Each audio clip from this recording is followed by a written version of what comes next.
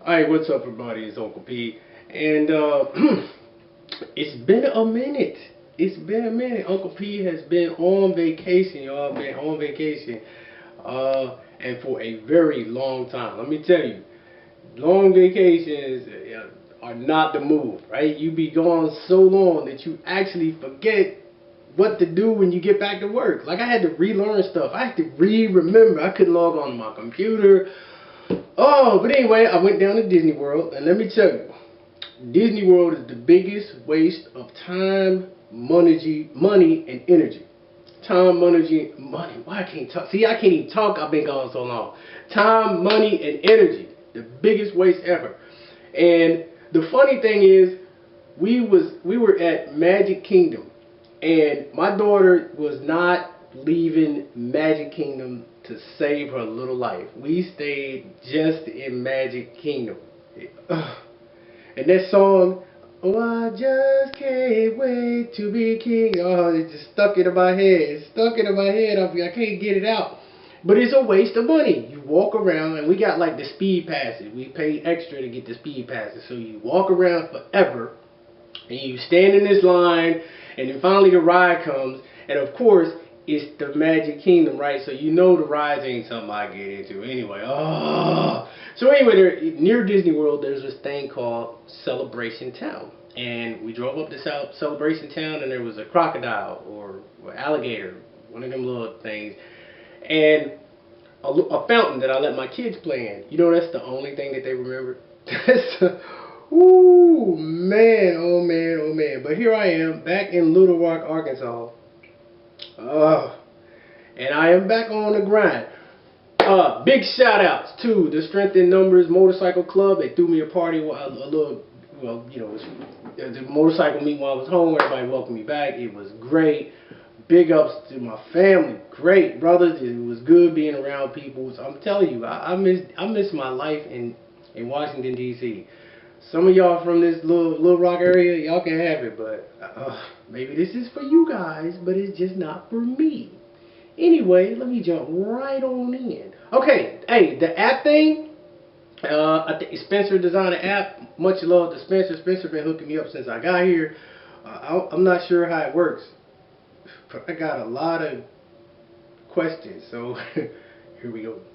Alright, dear Uncle Pete, I started messing around with my girl's cousin and everything was cool. We had a mutual understanding that's something on the side with no strings attached.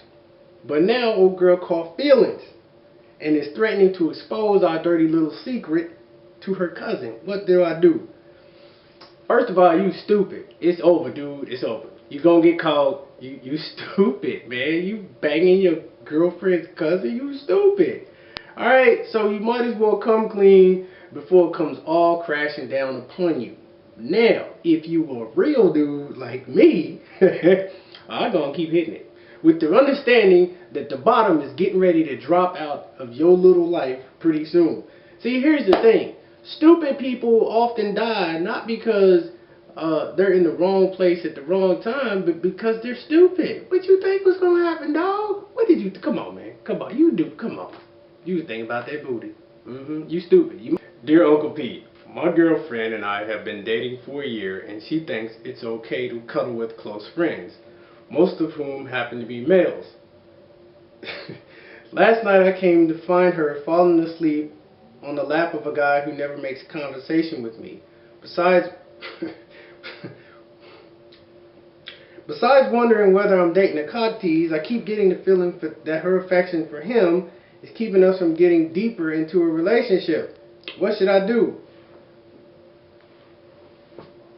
You fucking stupid, dude. You gonna come home and find your girl sleeping on the lap of another dude and you wanna ask me what you should do?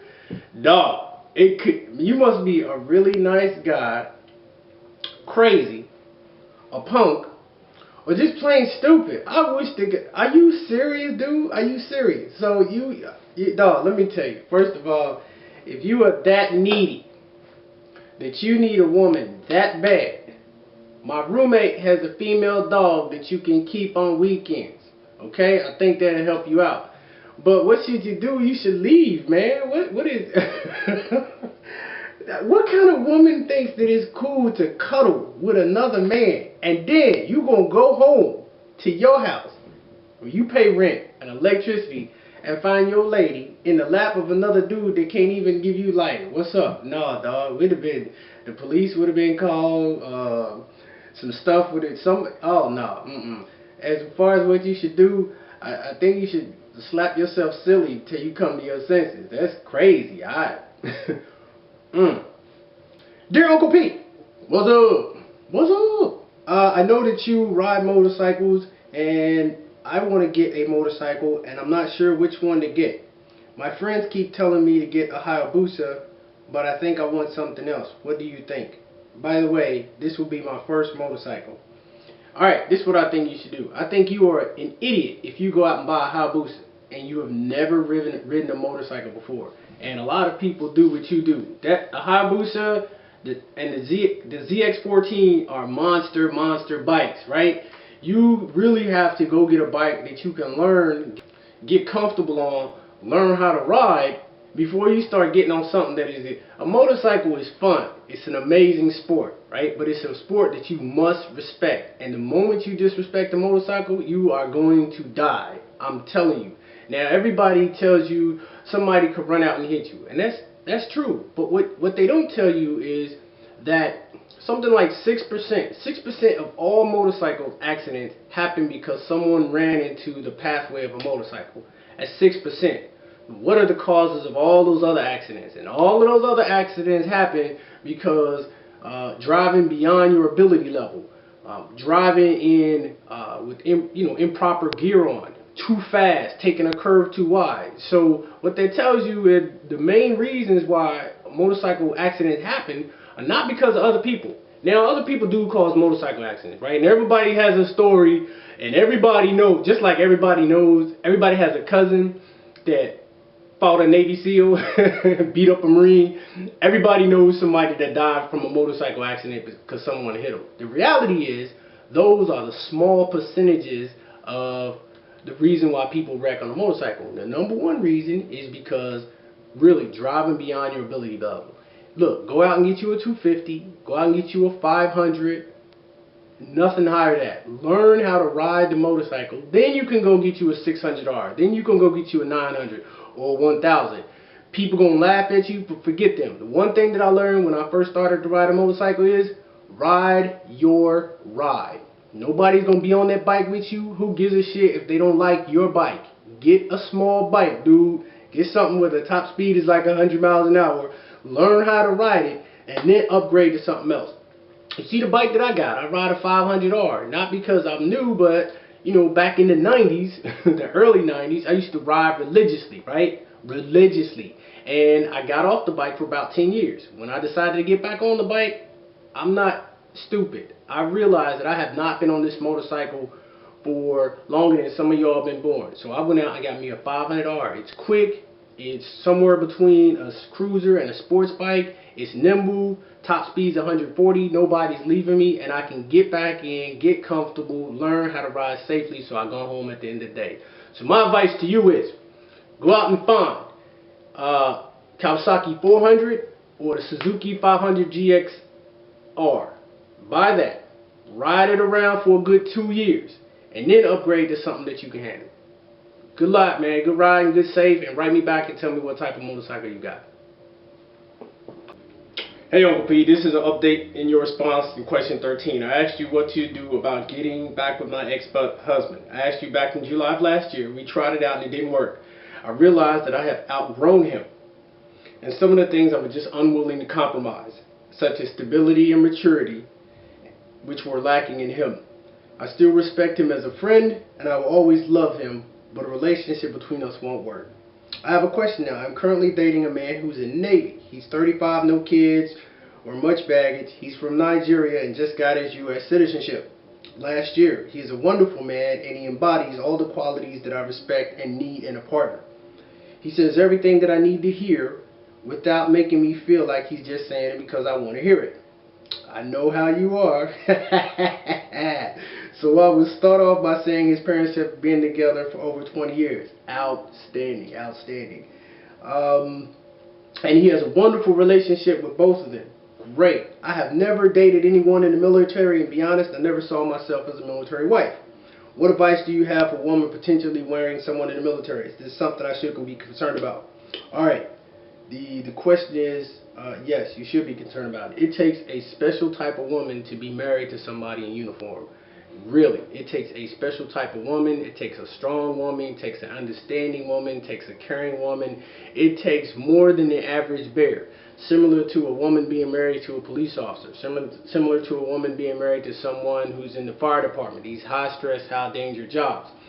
And there are times, I'm telling you, you know what? Talk to some military wives. Talk to the ones that come home and have to, get their husbands back into a stable mind frame from being in combat. And I know the rumors out there that military people are crazy, right? There's people, the prisons are full of motherfuckers that ain't spent day one in the military. What it is that a lot of people don't understand the soldier's mentality. And another thing, let me tell you, is you have to be a trusting woman, because there'll be a lot of times your husband ain't coming home, he's going to be working late, he's going to be in a foreign country. It takes a strong woman to be married to a military member. So, along with, I love my husband, you have to be cognizant of that. So, that's what I think. If you love dude and he's a great guy, go for it. Don't let anything stop you, because if you don't get him, some other woman will. But just know that as long as he's in the military, you got your work cut out for you. Alright, first, to this brother, I apologize. It took me so long, but here it is. I am driving a 2002 Volkswagen Passat 4Motion. I love my car and was told to use synthetic, which I have done, but my big question is what brand of gas is better, Chevron or Shell? I'm currently using BP Premium. If I do decide to change, should I run the gas that I have in my tank, which is half tank, or should I top it off with a different brand over there? Let me tell you, basically, gasolines are the same. It doesn't matter. What is the difference is which is added to your car. I will tell you that in your Passat, unless your owner's manual tells you to ride with premium, you're probably wasting money. Premium gasoline is generally for very high performance vehicles, and a Passat is, you might think it is, but it's not really a high performance vehicle. What you need to do is check with your owner's manual and your owner's specification. I actually looked it up on the internet, and there was no information about which gas is better. Now, what you need to worry about is how much ethanol is in the gasoline that you buy, and that is something that you can find out in your owner's manual, because considering how much ethanol is in there, I think it's ethanol, I'm thinking off the top of my head, will determine how your engine runs. For example, I'm very careful about what I put into my motorcycle. Maybe not so much about what I put into my car. I don't use premium, I'll probably use mid-grade. But check your owner's manual, and that is my honest answer to your question. My bad, dog.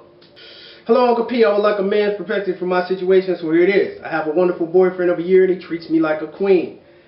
He's there when I need him and always respects me, encourages me, that's good, and supports me emotionally. He shows me daily how much he loves me, and I couldn't imagine life without him. The problem, he has a low-paying job and minimum prospects for a long-term career. We don't live together, and I don't pay his rent or his bills, but I constantly have to pay for our meals and entertainment. I'm currently working a professional job that has long-term potential, and I want the same for him because we want to get married one day. I'm 27 and he's 34. We're at a place in our lives where we have to get serious about our future. I'm a romantic and I love him so much, but I have to be practical too. Yes, you do. I need my future husband to be able to support himself and contribute financially to my life, to the life that we build together. Yes, you are correct. He finished high school but never went to college. We discussed the possibility of him going to a community college to learn a skilled trade. He's open to the idea but doesn't seem to research on his own. It's always me who has to start the conversation and make him sit down. He's not a lazy man, okay, and has a work record with his current low-paying job. It's not mandatory to me that he goes to school, but he has to do something to get a more lucrative career path. My questions are: what can I do to help him pursuing a long-term career more seriously? Should I give him a timeline? No. When he has to take some serious action. Should I start giving him consequences? No. If he doesn't do anything by next year. First of all, you don't give a grown-ass man timelines. That's first off the top. Second of all, you don't punish a grown-ass man. You just don't. You don't say, I'm telling you, either you do this or I'm gone. With few exceptions. First of all, now I know a lot of women out there are going to disagree with me. A lot of dudes too. You don't let people tell you that you're a gold digger. You're not. You're being practical. I like this. This is how women should think. Dude is 34 years old. If he hasn't gotten to the point where he wants to seek something better at this point in his life, the chances are he will not. Doesn't mean that he won't, but the chances are that he will not. You are not his mother. You are his woman. You can't make him do shit. Not a damn thing. And since he is not doing the things that you want him to do, since he doesn't have that eye to the future that you would want him to have, you know what I'm going to say. Alright? You already know what I'm going to say, and you already know what you should do based on how you wrote your letter. It's time for you to sit down and have a serious talk with him. These are the things that I want out of my future husband. I need you to do these things. And if he doesn't do it, that means he doesn't want to. And it is time for you to, cut your losses. Everything that you said is absolutely true, and you already know what you should do. So basically what you wanted me to do is say it for you. Hello, Uncle P. I'm a 22-year-old virgin who hasn't been in relationships since my high school sweetheart over 2 years ago. I am currently in my last semester of school, still focused, but I want to date. Recently, I've started dating about 5 different guys in the past 2 months. Now, everybody read that. Everybody heard that. Listen, I think a woman should date as many guys as possible. What women do is meet a guy, invest all her time and energy in that one guy, found out that she's not what he wants, and now she's wasted all of this time when she could have been knowing a bunch of guys. Now, dating, ladies and gentlemen, is not the same as sex. Okay? And also, if you're going to date a number of guys, you need to be honest and say, look, bruh, I'm going out with you on Saturday and I'm going out with somebody else on Sunday. Now, if a guy really likes you, he will be cool with that. You just need to let him know, I'm not screwing every guy. I'm just not ready to settle down just because you look good right now. Alright, let me continue on. Woo-hoo, Superman. I've only talked to 2 dudes at once, though. I don't understand how you're going to be how you started dating 5 different guys, but you have only talked to 2 dudes at once. Alright. I kind of started to fall for the first guy I started to talk to, though he has a child, and later into us talking, he found out that his ex was pregnant. He's an idiot. We're now just friends. Now, why would you want to be friends with an idiot? He's an idiot. Alright? And remember what I always say, who we allow into our lives says more about us than it says about them. So you're friends with an idiot, you're an idiot. You stupid. But let me continue. Alright. I just let him know I could not put myself in a situation like that. I met a dude in the gym who's my age, doesn't smoke, drink, believes in God, goes to church, doesn't club, writes poetry. He's much like me. The thing is, I'm the one who approached him. Ever since I gave him his number, we talked. We're going out this coming week. He is fine, has a nice body. He seems like a dude I've been praying for. How do I continue to let him know that I like him without scaring him off? The reason I think I would scare him off because he is what I want and I don't want to come on too strong. And should I end the relationship with the first dude? I think I've already covered that. Since the last dude is the one I want, should I start stopping to others? Look, like I just said, the mistake that a lot of women make is you meet a dude, you like him, and then you throw all your eggs in that basket. And later on, when you determine that this isn't the guy that you want, a year, sometimes a year and a half, has gone by. So no, I don't think you should cut it off with other guys. I think you should keep your options open. I think you should make an informed decision. But I do think you should get rid of this idiot that don't know how to wear a condom. Alright? Look, we are judged by the choices that we make, and this dude has made some dumbass choices. It's time for you to let him know you cool and everything, but you're an idiot, and I'm not going to be associated with an idiot. Alright. P.S. I'm only talking to the first dude as a friend. You already said that. He says he's waiting until he's the only one. He is waiting until he's the only one who doesn't want to compete. I don't want anyone to compete for me, just getting to know people. I'm talking to the one I want, dude from the gym. Is there anything wrong with talking to more than one dude? No. I'm still single and not committed to anyone. Great. But when do I commit? When do I commit? I will only talk to my man. Alright, first of all, answer your numerous questions. Number one, nothing wrong with talking to one dude, more than one dude at one time, as long as you are honest. And letting them know you are not the only one. And also letting know your position. If the dude sticks around like that, then you know he is really interested in you. Because if I'm not really interested in a woman and I find out that she's dating other cats, I'm out. And a lot of guys ain't gonna agree with me. I'm telling you, a lot of women ain't gonna agree with me too. But there's nothing wrong with dating more than one person. Number two, should you stop talking to the first dude? Yes. You're an idiot as long as you keep talking to that idiot.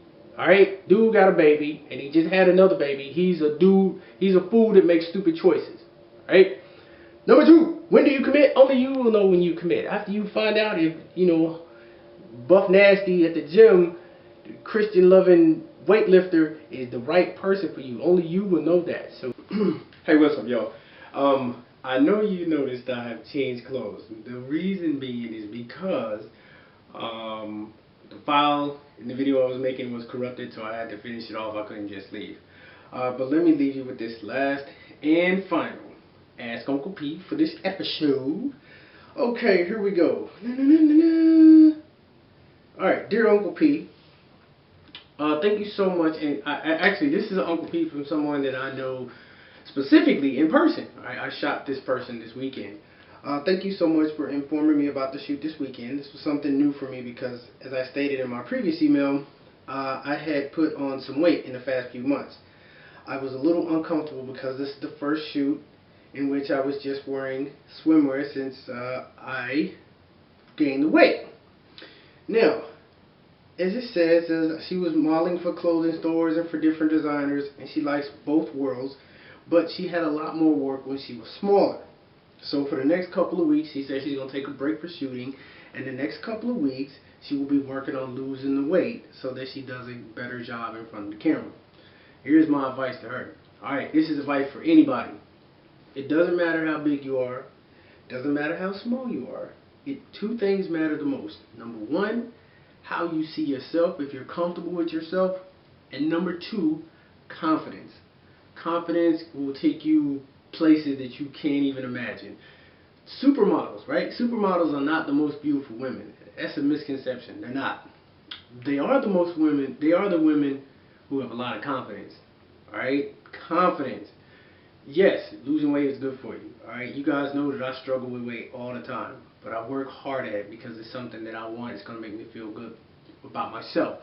Losing weight is important, but beyond that, you have got to love yourself. Now, I am not on some bullshit response about, oh, don't worry about losing weight, just be happy with you. That's not what I'm saying. If you are big, fat, and nasty like I was, then you probably need to knock off a few pounds. But what I am saying is, even if you lose that weight, if you're not comfortable with yourself, you're wasting your time. Now I'm going to show you a lady that I also shot this weekend. Alright? One of my other clients. I'm going to show you her, and then I'll talk to you. Then you'll understand more of what I mean about confidence. Alright, so that was Susan. That picture that you just saw, that was Susan. And Susan, the models that I normally shoot, half her age, probably more than that, but she is confident, and I love working with her. She shows up on time. She's beautiful. She knows she's beautiful. She's not arrogant. She knows she's beautiful, and that's what is going to take you far. Be it anything, all right, anything, whether it's your job, whether it's dealing with your family, whether it's in relationships, loving yourself and being confident, right? Now, this has been Uncle P. Oh, the app, Hey, Spence, it's working, dude. Trust me. I'm getting them. But y'all know I got problems with computer stuff, so bear with me. I am back from vacation. I'm back. I'm great. Hey, to all my fellow college students, you know it's coming. You know what time it is. So have a good time. Enjoy yourself, because them books is coming, bruh. They coming. Peace.